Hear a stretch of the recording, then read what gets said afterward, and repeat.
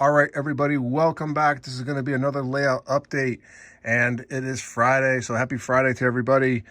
But by the time you see this video, it will be Saturday, so happy Saturday.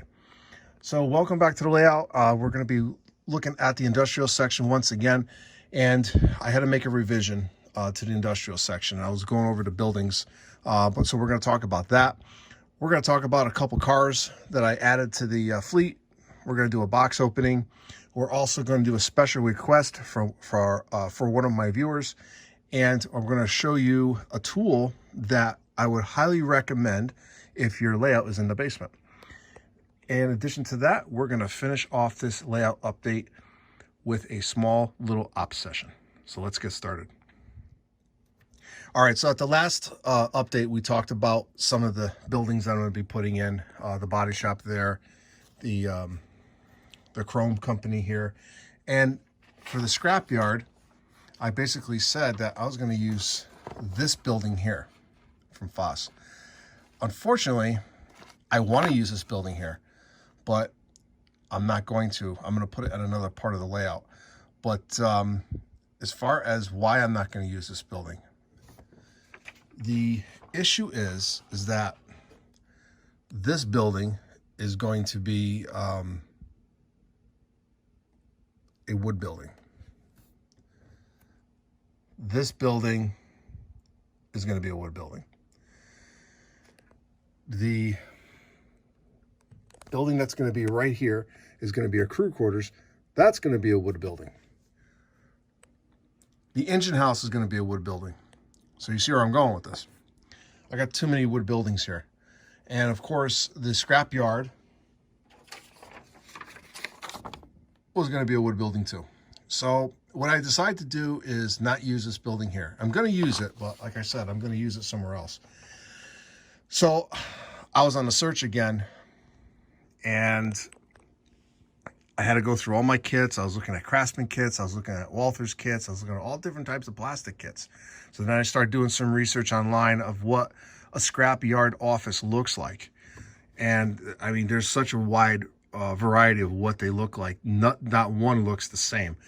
So what I wanted to do is create something that actually mixes up the building materials. So I didn't want another wood building. So I'm going to do a combo of wood and brick. So what I decided to go with, I will be using a Foss kit here though. I will be using this model here, the engine repair facility. All right, this is a small little kit. In fact, I believe I made a template for it.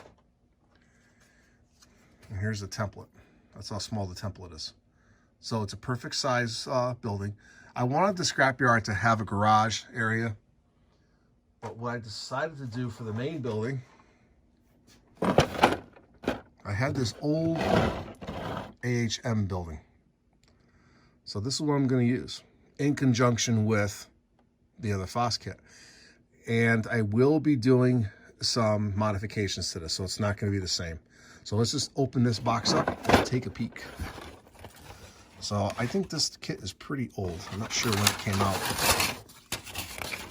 But it is a machine shop, and it's fun and easy to build. So this is going to be a very simple build to do. It's only 4 walls.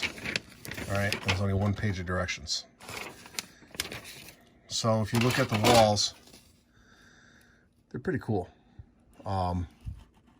What I don't like about it is the bricks are not to scale, but they'll have to do.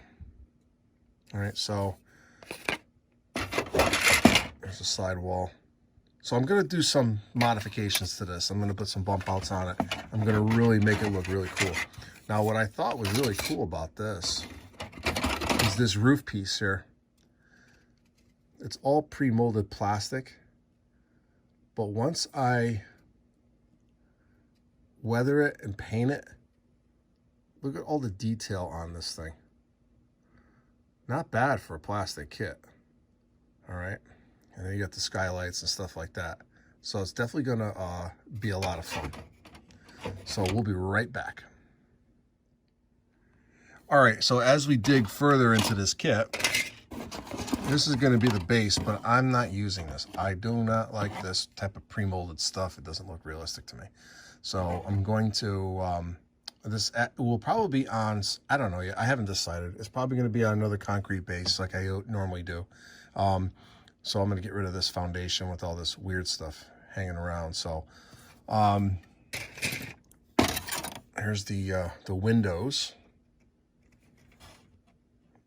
All right.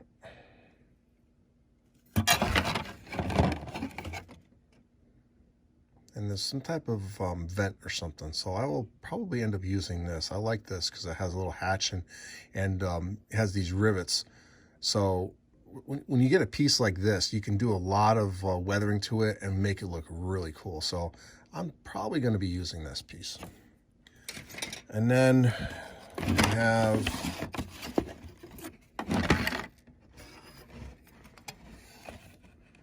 all the glass. I'll probably end up using this. I'll probably just weather it up and use it. And then what else is in here? Standard electric. So this is all the signs for it. So it's going to be a junkyard, so I won't use these. And but looking forward to it. So the next thing that we're going to talk about, after I put all this stuff away, I'm going to talk about a couple new cars that I got. And these cars were used. I believe these are Walther's cars. I got to do a little bit of repair on them. Nothing crazy. Little detail like this is loose. So a little CA. And then I'm going to replace the couplers on these. So these are old Northern Pacific cars. And I am using them because of the build date. It's 11 of 67. So my layout or my era is up to 1968. That's when the New Haven wasn't the New Haven anymore. December 31st, 1968 was the last time the New Haven was actually in existence. So now, what else are we going to go over? One of my viewers asked me a question, and I hope I say this name right. It's Julius 71. And the question that he asked was, he's building the Brooklyn District Terminal Railroad, and he's going to be using 44 tonners, like I have on my layout. But his question is that he's going to have a car float that holds 10 to 12 cars, but he was curious to see how many cars a 44 tonner can pull. Now the engine itself is pretty light, so so we're gonna see what it can do. And I'll be honest, I already tested this and I was actually surprised what it can do. So and I'm sure you're gonna like it too. So right now I got the Northern Pacific cars. I got this train. I normally don't use this spur because it's waiting for the actual the expansion to come in, but the train's 13 cars long and it's already on the other side of the layout. So if we were to go on the opposite side, there's the engine right there sitting on the Tomlinson River Bridge. All right, so let's get this thing started and we're going to see if this thing can pull 13 cars. I got news for you, it can. So it's pretty cool. So let's get it started up. Now, what I'm using the NCE throttle. When you use this throttle, especially with the 44 tonner and you're pulling these many cars, you want to start off slow. And I'm probably going to be at speed step 3. But what's cool about this is that when you start off nice and slow, you're going to see the actual train, the engine take out all the slack in this train. So check this out.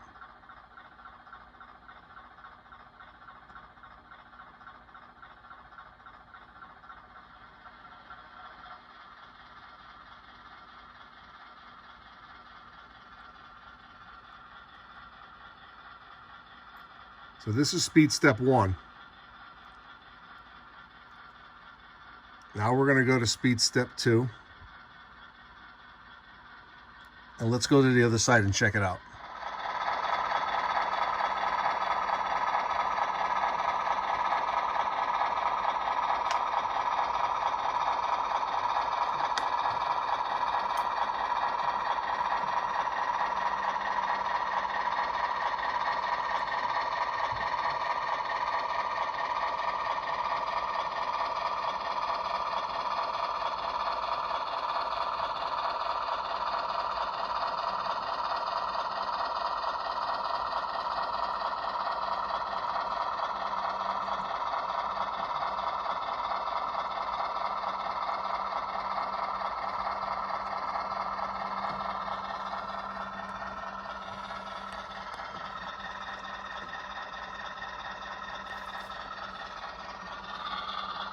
and I'm spinning.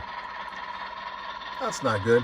All right, we're going to stop this now, and I'm going to try to fix this. Hold on one second. All right, we're on the move again. I'm not sure what happened, but it's working.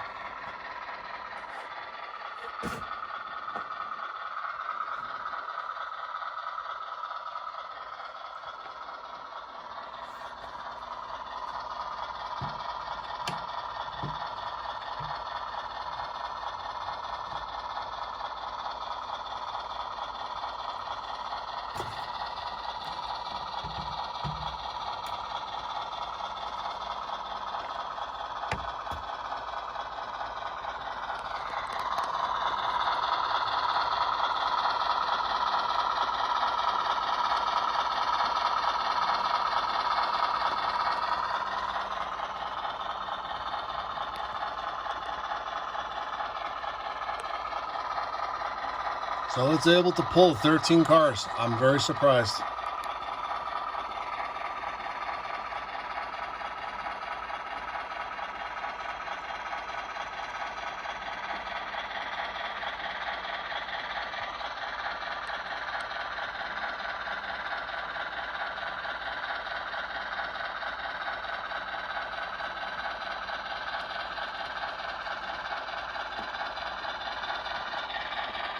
We're approaching the end of the line here, so.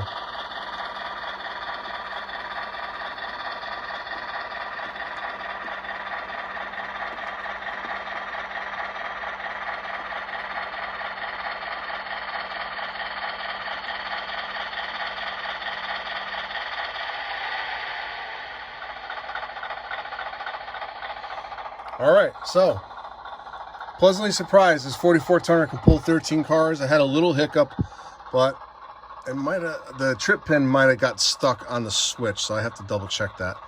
But definitely, if you're running these on flat, I mean no grade, you should be fine. But if you're running this train on a grade, I don't think it's gonna make it. So, but it can be done with 13 cars if you had to do it. So I hope this answers your questions, Julius71. And I know I've asked this before. If you ask a question in my chat, I will answer it. And if you ask for a special request, if I can do it, I'll be happy to do it for you, just like this. So we'll be right back, and then we're going to do a box opening. All right, so next thing we're going to do a box opening, and this is for a Canadian Pacific covered hopper. And this is a Walthers mainline car. Now, this was a used car, and I got a decent deal on it, but let's take a look at it.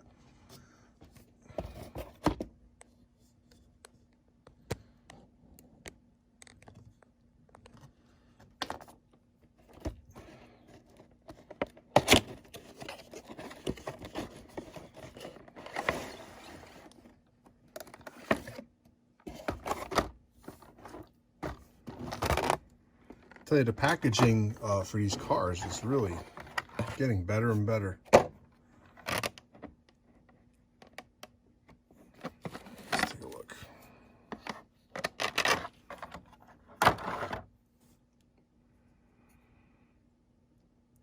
Anytime I purchase a car, I'm really fussy about these little valves and stuff underneath the covered hoppers. If anything is wrong with them, I don't buy them. Now, this is a Walthers mainline car. I don't think these have too much detail on them, but this one here is pretty good. It's Canadian Pacific, like I said. The build date on this is, I don't know if you can see that, 3/67. And I'm pretty impressed with it. If you look at the car on the side, you got the, underneath here, you have the actual, I don't know if you can see that or not. You can actually see the car number underneath there. And it looks like it has a 36-inch wheels on it and stuff. I like these. These are nice.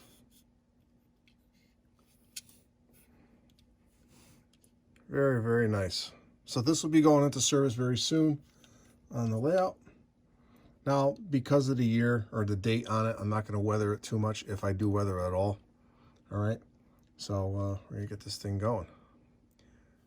Now, as far as the build date goes, when I purchase cars, I try to keep it to the years.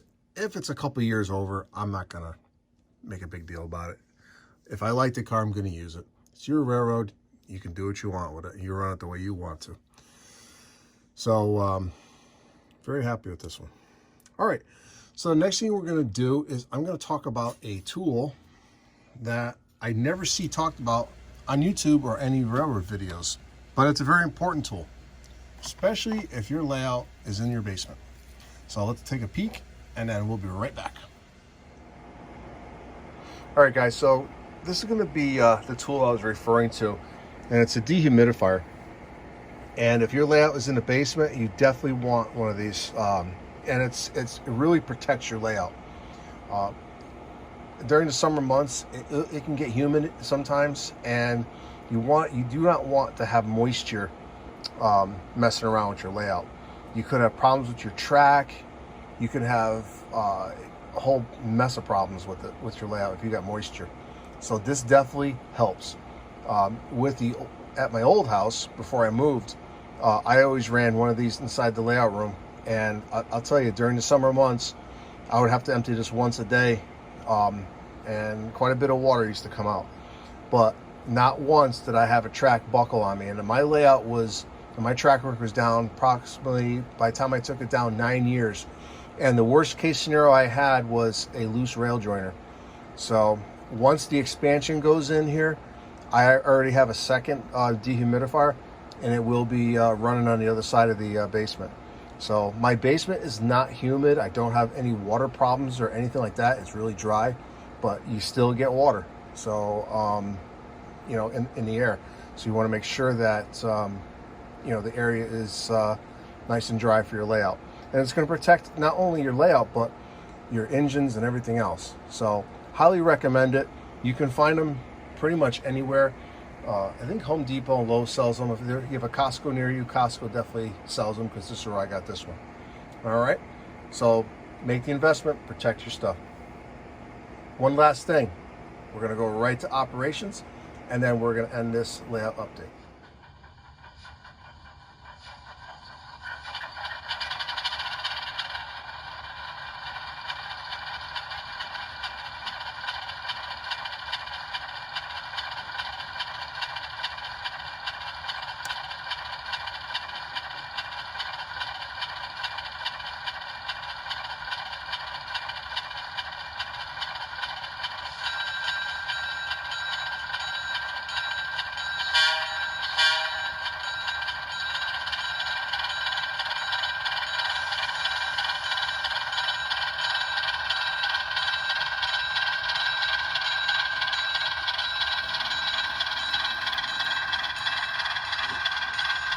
All right, so what we're going to be doing is we're going to be pulling one car out of the scrapyard and bringing it over and tying it down to the Pennsylvania car there on that track. So it's going to be one car today. That's it, just one.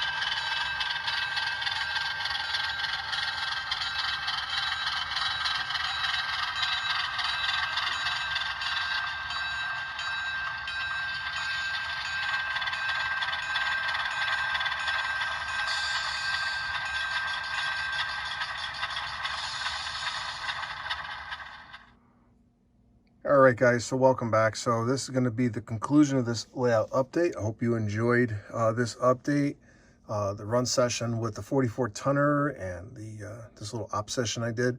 I'm going to be doing, probably going forward, one video a week. With the summer months approaching and the weather being nice, I have lots of stuff to do outside, obviously.